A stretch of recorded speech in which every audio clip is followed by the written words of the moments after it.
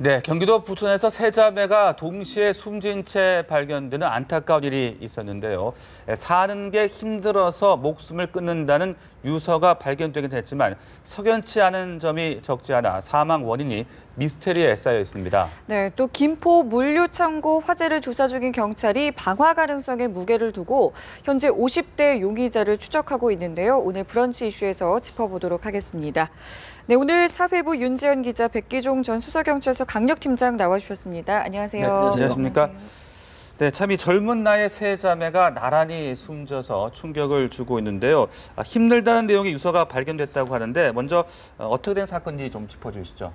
네, 바로 어제였습니다. 경기도 부천의 한 아파트에서 어머니와 함께 살던 세 자매가 나란히 숨진 채 발견이 됐습니다. 세 자매의 나이는 33살, 31살, 그리고 29살로 각각 2살 터울이었고요. 이들이 발견된 건 새벽 4시쯤이었는데 갑자기 아파트 단지에 쿵 하는 소리가 울려 퍼져 아파트 경비원이 가서 확인을 해보니 30대 여성 2명이 아파트 주차장 지붕 위에 떨어져 숨져 있었습니다. 또 경찰이 집으로 올라가 보니 이번엔 막내 동생이 누워서 숨져 있는 채로 발견이 됐고요. 또 목에서는 졸린 듯한 상처도 발견이 됐다고 합니다. 집안에선 세 자매가 자필로 쓴 유서도 발견이 됐는데 그 유서에는 사는 것이 너무 힘들다라는 내용이 담겨져 있었다고 합니다. 네, 지금 얘기를 들어보니까 2명은 창문에서 뛰어내리는 아주 극단적인 선택을 했고 한 명은 방 안에서 숨진 채 발견됐다고 합니다. 이 상황을 좀 정리해 볼까요? 그 경비원이 4시 넘어서 이제 쿵 소리를 듣고 그다음에 확인을 하고 지구대 이제 112 신고를 해서 지구대 경찰관이 와서 상황을 보니까 12층에 사는 분들이다. 이렇게 돼서 이제 그 형사과에 연락을 해서 함께 임장을 했습니다. 집에 들어갔는데 가수팀하고 같이 들어갔는데 사체가 반드시 셋째가 누워있는 상태로 발견이 됐죠. 그래서 검시를 해보니까 목을 매단 흔적은 없는데 목이 졸리운 상처가 있어서 지금 오늘 부검 의뢰해서 지금 부검이 아마 지금 10시부터인가 11시부터인가 한다고 하는데요. 네. 이게 지금 누군가에 의해서 목졸림을 당하고 그다음에 이제 셋째, 넷째 언니들이 1분에서 2분 간격으로 투신한 걸로 이렇게 지금 추정이 되고 있는데 사인에 대해서는 오늘 부검 결과에 의해서 다시 오후에 아마 나타날 걸로 그렇게 생각이 됩니다만 이런 현재 상황으로 봐서는 누군가에 의해서 목이 졸린 상태가 아닌가 이렇게 추정을 하고 있습니다. 그 상황상 지금 집에는 어머니가 잠을 자고 있었다고 그렇습니다. 얘기가 들렸고 경찰이 오고 나서야 이 상황을 알았다고요. 어머니가 직장 서울 소재 그 병원에 근무하시는 분인데 직장에서 돌아와서 밤 11시쯤에 잠이 들으셨다고 합니다. 그런데 이제 새벽 4시경에 이런 일이 벌어졌는데 어머니는 전혀 이런 사실을 몰랐죠. 근데 안타까운 거는 또 셋째가 개인적으로 조사를 해보니까 신병이 있는 걸로 지금 알려지고 있거든요. 네. 이런 측면에서 어머니가 방에서 자고 있는데 불과 4시간 정도 이런 상태에서 세 자매가 이런 비극적인 일을 벌였다. 이런 게 지금 굉장히 충격을 주고 있는 이런 상황입니다. 네, 당초 처음에는 사는 게 힘들어서 목숨을 끊는다는 유서가 있었기 때문에 생활고 쪽에 좀 무게가 실리는가 싶었는데 인근 주민들의 반응은 좀 다르다고요? 네, 그렇습니다. 제가 가서 직접 동네 주민들을 만나봤는데요. 이 가족이 이 동네에서 20년 넘게 살았던 터라 동네 주민들을 통해서 다양한 이야기를 들어볼 수 있었습니다.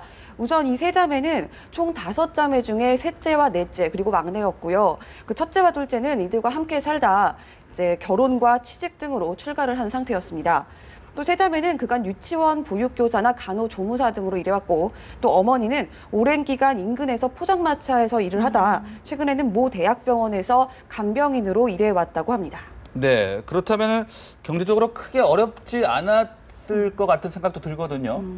네, 주민들도 무슨 속사정이 있었는지는 모르겠지만 겉으로 봐서는 경제적으로 그렇게 어려운 집이 아니었다라고 하나같이 입을 모았습니다.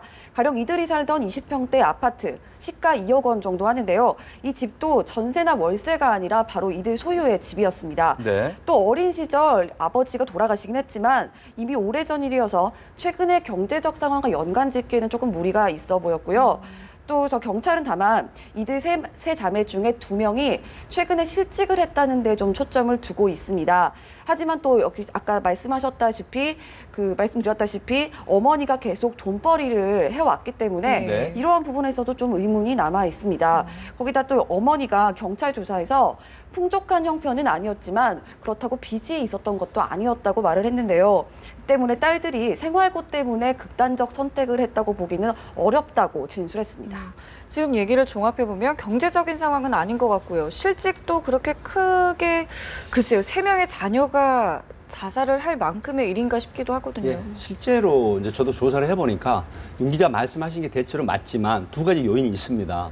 어머니가 그동안에 사실 아버지가 25년 전에 돌아가셨습니다. 그래서 어머니가 5자매를 계속 혼자서 키워왔거든요. 네. 그래서 이제 현재 실직 상태가 3개월, 4개월, 또 셋째는 약간의 개인적인 신병, 네. 이런 것들이 이제 혼합이 돼서 같이 사는 세 자매가 의기투합이 된 게 아닌가, 이런 극단적인 선택을. 근데 그 이유는 바로 상대적인 빈곤감도 있다 하는 얘기가 좀 들려오고 있거든요. 네. 그리고 대체적으로 엄마가 모든 생계 유지를 하는 이런 상황이기 때문에 여기서 생활고를 뺄 수는 없을 것 같습니다. 어머니는 물론 2억여만 원 상당의 아파트가 있고 또 주기적으로 월수입이 있기 때문에 생활 자체는 어렵지 않다. 하지만 최근에 딸들이 대부분 실직을 하고 또 약간의 개인적인 신병 이런 것들이 모아져서 결국은 실직과 생활고가 겹쳐진 그런 극단적인 선택을 했다. 이렇게 분석이 되는 것이죠. 네, 좀 더 자세한 상황은 그 부검 결과에 따라 좀 달라질 수도 그렇습니다. 있겠군요. 네.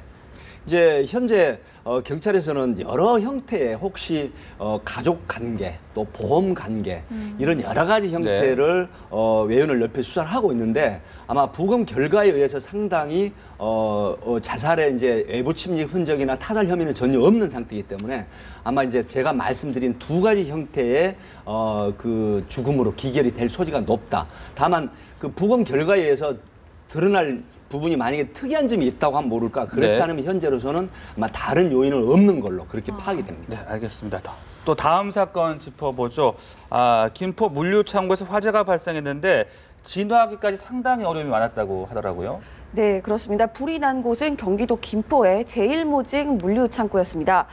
불이 새벽 2시쯤에 시작이 됐는데 큰 불이 잡기까지 무려 4시간 가까이 걸렸고요. 이 불로 7층짜리 대형 창고 중에 5, 6, 7층이 불에 탔고 창고 안에 있던 의류 더미들도 수천 톤이 잿더미가 됐습니다. 그 큰 불길을 잡은 이후에도 창고 안에 의류 제품이 워낙 많다 보니까 작은 불씨가 살짝만 날아가도 또다시 반복적으로 불길이 커지면서 진화에 어려움이 있었습니다. 네, 그리고 또 안타까운 게 최초 신고자였고 또 마지막까지 불을 끄기 위해서 노력을 했던 30대 보안 요원이 끝내 목숨을 잃었다고요? 네, 그렇습니다. 그 숨진 사람은 이 창고의 보안팀 직원인 34살 남성이었습니다. 한창 진화 작업이 진행되던 중 창고 6층에 세워져 있던 승강기 안에서 쓰러진 채로 발견됐습니다. 재빨리 병원으로 옮겨졌지만 끝내 목숨을 잃었습니다. 네, 지금 뭐 경찰은 CCTV에서 한 남성을 추적 중이라고는 하고 있는데 글쎄요, 만약에 이게 방화라면요. 대체 왜 이런 일을 저질렀을까요? 지금 이 남성이 그 CCTV에 포착된 거는 10여 회에 걸쳐서 부탄가스를 화분 받침대에 옮기는 게 포착이 됐죠. 그리고 그 받침대에서 유증이라 그래가지고 인화성 물질, 뭐 휘발유라든가 신나라든가 이런 지금 흔적이 발견이 됐거든요. 그렇다고 하면 지금 이곳이 대부분 1,600톤 상당의 신상과 그다음에 나머지 원단 재고품이거든요. 그렇다고 하면 어떤 하청업체 직원이 어떤 목적을 가지고 했거나 아니면 이 물창고, 제일모직의 김포 이 고천의 물창고에 대한 어떤 개인적인 그런 감정이 있었거나 원한이 있었지 않을까. 이런 측면에서 지금 수사를 하고 있는데 결국은 이 50대 남성이 방화라는 게 거의 왜 그러냐면 보안 요원들, 경비 요원들 빼놓고 그 시간대 자정 전후로 해서 그 안에 들어올 이유가 전혀 없는 구조물이기 때문에 그래서 방안은 상당히 분명한 것 같고 이 50대 용의자에 대해서는 지금 상당히 수사가 진전이 된 걸로 알려지고 있거든요. 그래서 만약에 체포가 된다고 하면 방화 원인에 대해서는 수사 결과 밝혀질 걸로 그렇게 예상이 됩니다. 네, 그런가 하면 그 조금 전 이야기했던 30대 보안 요원의 안타까운 사연도 또 알려지고 있다고요? 네, 그렇습니다. 숨진 경비원 A씨는 먼저 화재를 확인하러 간 동료 경비원을 도와주려다가 변을 당했습니다. 이 동료 경비원은 계단을 통해서 재빨리 빠져나왔는데 정작 A씨는 이 사실을 모르고 있다가 동료를 찾아 나섰던 겁니다. 더 안타까운 사연은 A씨가 그 불길 속에서 죽어가면서 이제 부인에게 마지막 전화를 걸었던 건데요. 네, 그 전화에서는 숨을 못 쉬겠다라는 마지막 말을 남기고 이제 끊어졌다고 합니다. 남겨진 부인은 임신 상태였고요. 또 그리고 이들 부부 슬하에는 3살짜리 딸도 있었던 것으로 알려졌습니다. 그 화재 현장에서 정신을 잃어가는 와중에도 이 남겨질 가족들이 걱정되어서 이렇게 전화를 걸지 않았을까 싶습니다. 안타까운 이야기인데요. 이제 이 앞으로 수사는 좀 어떻게 좀 진행이 돼야 될까요? 지금 이게 이제 건물이 구조적으로 이게 화재가 나면 우선 이게 그 단열성이 우수하고 값이 싸다 그래서 글라스 울이라는, 그러니까 그 철판이 가운데 있는 글라스 유리섬이죠. 이런 형태의 H 철빔으로 만들어서 이제 화재 진압이 더 어려웠다. 왜 그러냐면 이게 단열성은 우수하지만은 한번 불이 붙으면 번지기 쉬운 그 내부 구조였고, 그 다음에 무너질 염려가 있기 때문에 화재 소방관의 진압이 어려웠다. 이제 이런 측면이었는데, 물론 굉장히 고생들 하셨고요. 지금 앞으로 수사는 앞에 말씀을 드렸지만 50대 용의자가 이 부탄가스 10여 개, 그 다음에 유증이 관련된 그런 인화성 물질과 포함해서 옮긴 상태 이후에, 그 다음에 이게 발화가 됐다는 점에서 과연 이게 어떤 목적으로 방화를 했는지, 그리고 이 용의자가 다른 어떤 조력자는 다른 조직과 함께 이 거대한 1,600톤의 지하 1층, 지상 6층의 이런 거대한 물창고를 방화하게 된 원인이 무엇인지, 이거에 대한 수사는 지금 다각도로 진행을 되고 있어서 만약에 체포가 된다고 하면 이 부분에 대한 결과는 밝혀질 걸로 그렇게 분석을 합니다. 네. 자, 그리고 현직 프로농구 감독이 불법 도박을 걸고 그것도 모자라서 승부 조작까지 한 혐의가 포착이 됐다고요? 네, 맞습니다. 현직 프로농구팀 감독 A씨가 지난해 2월 사채업자에게서 3억 원을 빌렸습니다. 그런데 며칠 뒤 이 3억 원을 자신의 팀 경기 결과를 맞추는 불법 스포츠 토토에 몽땅 걸었다는 혐의를 받고 있습니다. 하지만 A 감독을 둘러싼 의혹은 이게 전부가 아닙니다. 경기 중 3, 4쿼터에 후보 선수들을 투입하는 방식으로 일부러 점수차를 크게 벌려서 대패를 했는데요. 그 대가로 2배에 가까운 배당금을 챙긴 것으로 경찰은 보고 있습니다. 이 승부 조작이라는 게 보통 어떤 좀 방법으로, 방식으로 이루어지는 건가요? 예전에 굉장히 많이 있었죠. 서울 중부경찰서 진흥팀에서 이 사건을 수사를 하고 있습니다. 근데 뭐냐면, 예를 들어 스포츠 토토를 사는 사람들이 승률을 어떻게 맞추냐면 경기력을 보고 그다음에 이 팀이 이길 것이다라고 예상을 하는데, 의외로 그 팀이 져버리는 상태면은 자기가 걸었던 배팅은 진 팀에 걸었던 사람들한테 모두 돌아가게 되는 이런 구조거든요. 그래서 이걸 노리고 전모 감독은 바로 그 사채업자 4명과 이 소위 말하면 공모를 한 정황이 나오죠. 그렇게 돼서 진 팀의 투입 그 배팅을 하는 사람이 훨씬 많은 배당액을 가져가는 이런 구조의 틀을 만들어버린 것이죠. 그렇게 돼서 승부 조작을 해서 그에게 배팅에게 배의 그런 이득을 보게 된 것인데, 결국 이게 신고가 된 거는 아마 분배금 과정에서 공모자들끼리 의견 차이가 돼서 아마 첩보가 돼가지고 인지수사를 한 걸로 그렇게 알려지고 있습니다. 근데 그 승부 조작 여부를 파악하기가 제 생각에는 쉽지는 않을 것 같은데요. 승부 조작 여부를 이런 사람들 제보가 아니면 파악하기 굉장히 어렵죠. 그런데 이제 결국 제보에 의해서 그 상황을 다시 재점검을 해보면 그 이유가 후보 선수를 투입하지 않아야 될 시점에 후보 선수를 투입을 해서 그다음에 경기를 지게 만들었고는 분석이 나온다.